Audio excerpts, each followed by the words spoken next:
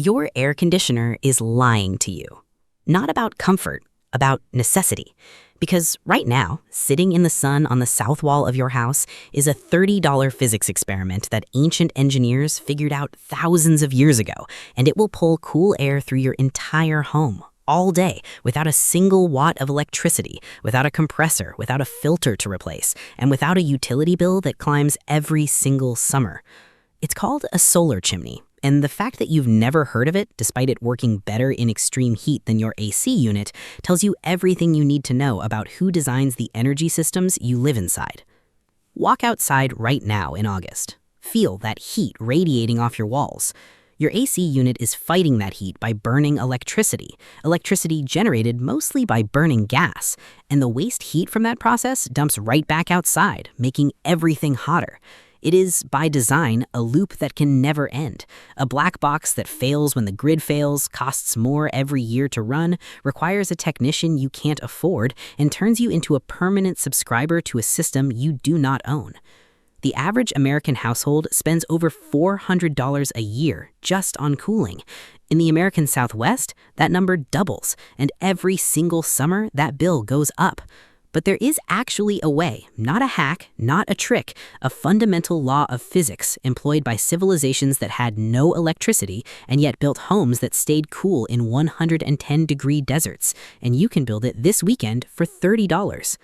Let's go back roughly 3,000 years to ancient Persia, modern-day Iran. Builders there faced a brutal problem: summer temperatures that regularly exceeded 100 degrees Fahrenheit, no refrigerants, no fans, no grid. And yet, they engineered homes and public buildings that were genuinely, measurably cool inside. The technology they used was called a badgir, a wind catcher.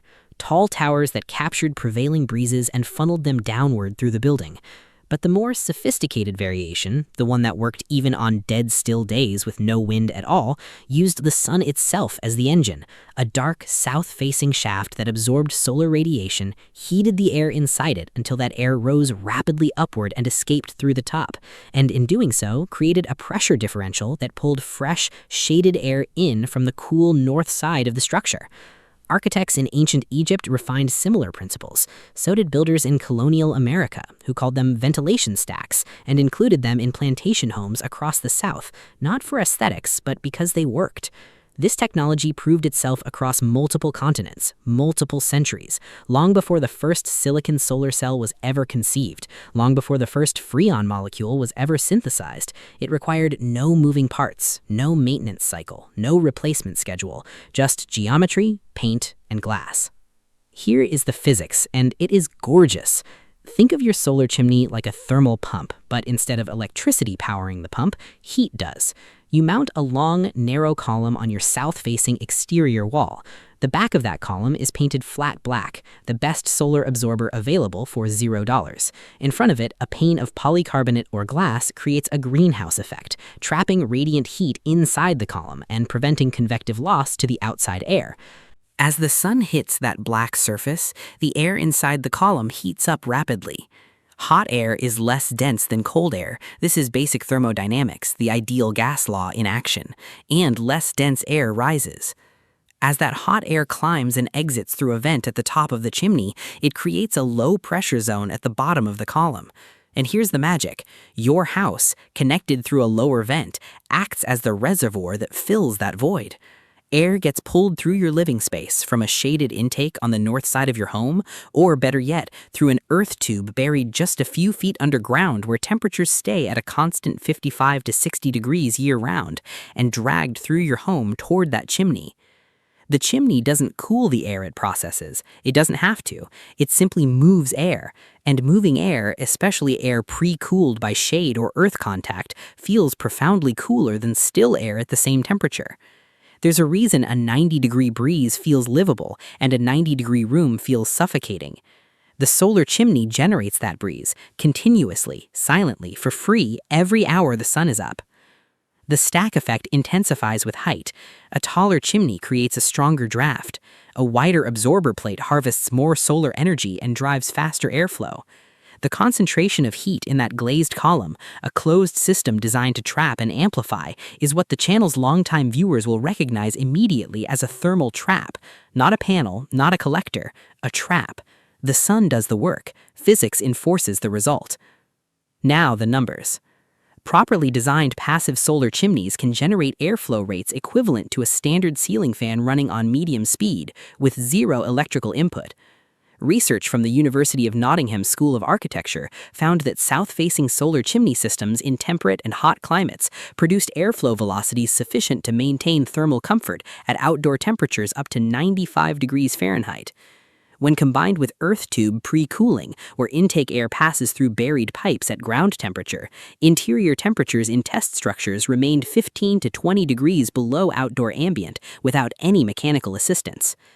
Compare that to a standard 1.5-ton window AC unit, 1,440 watts of continuous draw, an average lifespan of 10 to 15 years before compressor failure, a refrigerant that must be professionally handled, and a dependency on an uninterrupted grid supply. The solar chimney? 0 watts, indefinite lifespan, 0 refrigerants, 0 grid dependency. The math is stark.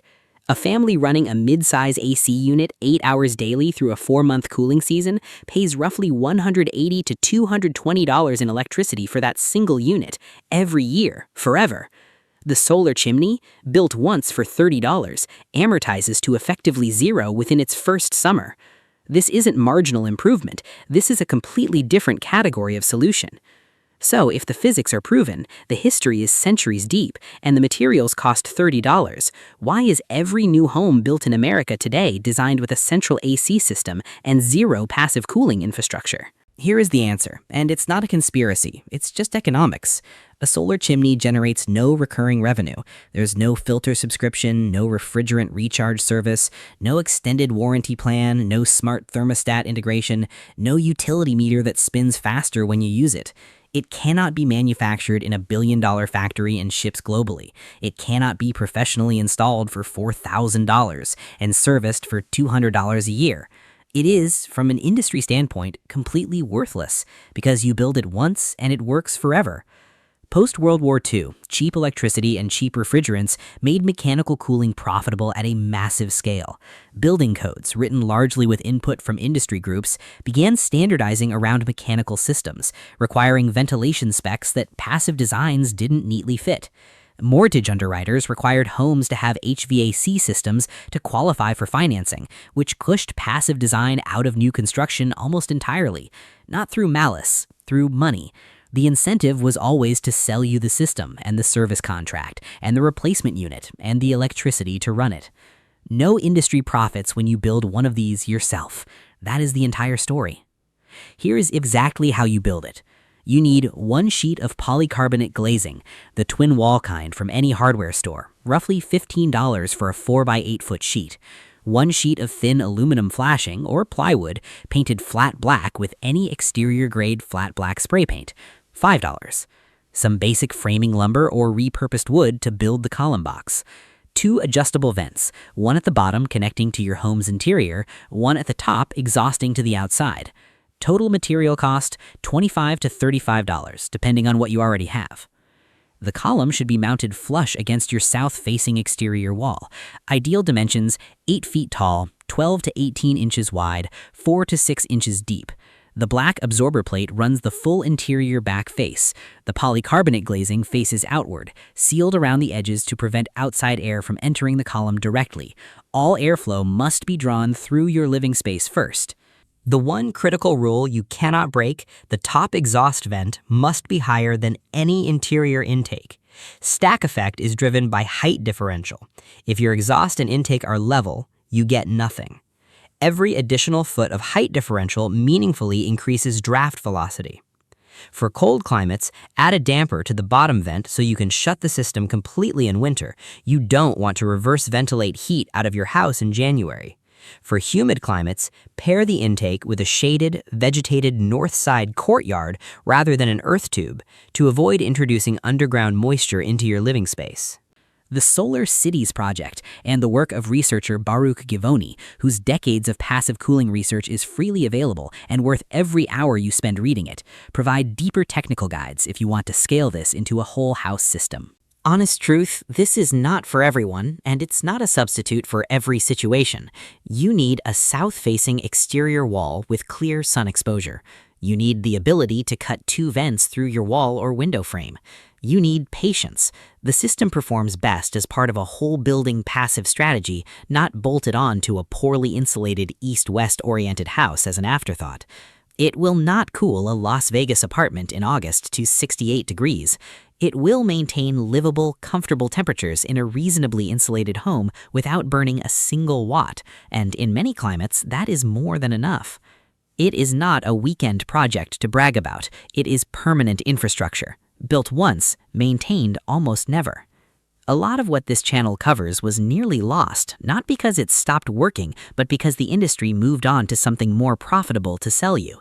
If rediscovering the lost art of high-performance, decentralized energy matters to you, subscribing and sharing is the simplest way to make sure this kind of knowledge keeps being found.